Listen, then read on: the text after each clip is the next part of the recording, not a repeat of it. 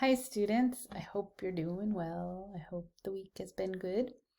And we're going to move into kind of thinking about personal life goals based on kind of what you're reading and just thinking about things in general. So, you get to listen to one of my, my best friend in grad school, Dr. Chris Boyd.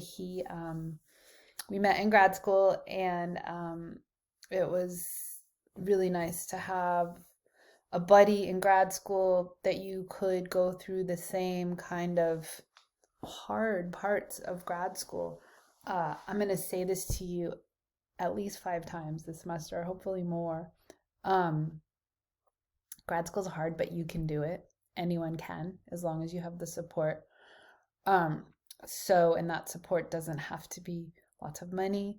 It doesn't have to be parents who are educated. It just has to be some type of support that can help you through. And there's lots of ways to find that support. And so if you're like, I don't even know what you're talking about, Susan, then just email me, because I want to encourage everyone that thinks they'd like to be a PhD to become one.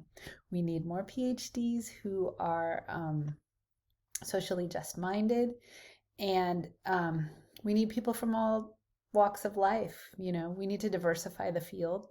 So yeah, think about grad school. Think about becoming a doctor. It's really fun. So Dr. Chris Boyd and I were not doctors at first when we knew each other. And so every time we see each other, we call each other doctor, and we sort of laugh about it.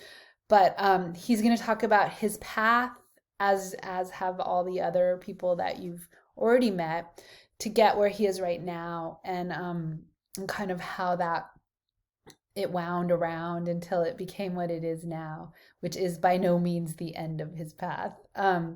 So, paths and life goals, I think, sort of go hand in hand, in the sense that you probably have goals, right? You probably have goals and ideas and thoughts about what it is that you want to do or want to have, or,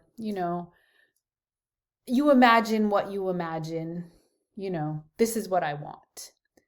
And what I'll say to you about goals, just like work paths, it'll change, right? So right now you have probably an idea about what you want. Maybe you don't, but I bet in some part of your brain you have some idea about what you'd like to see take place in the next year or so, and how your life goals kind of contribute to that. So, I want you to shoot for the moon. I want you to aim high. I want you to think positive, think that you're capable of anything.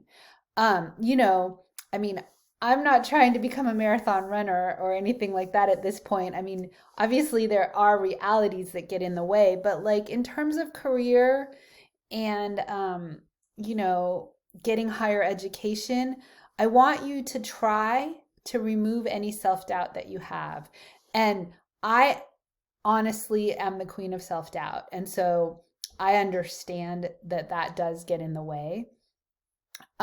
So you have to kind of really harness your inner badass and know that you're capable and anything's possible, because otherwise you let yourself kind of feel not as jazzed as you ought to feel. And okay, that just sounded really silly, but I want you to try really hard. This is your homework.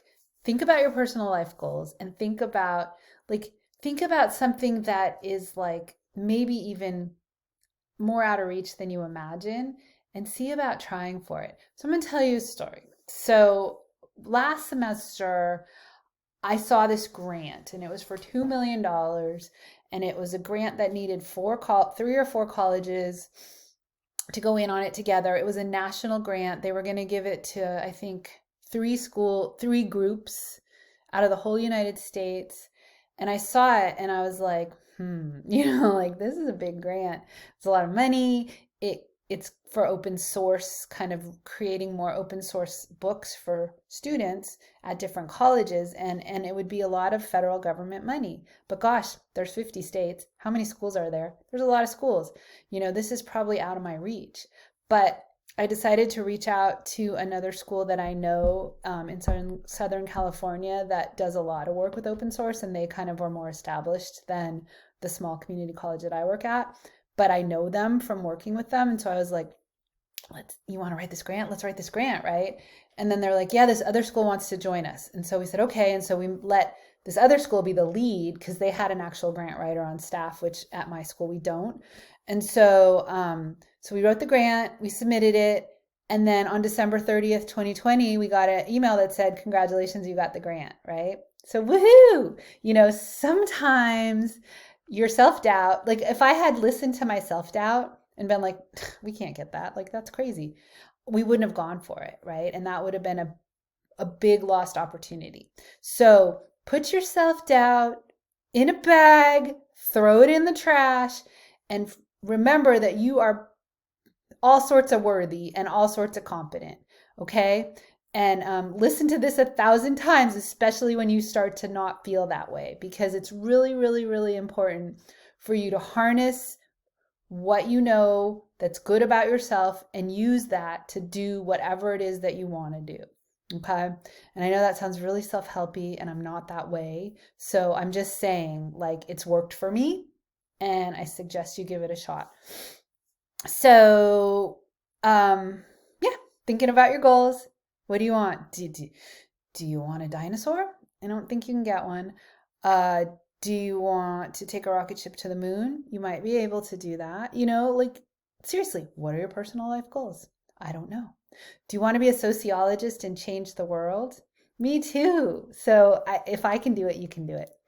All right, that's enough for me now. Have a good night.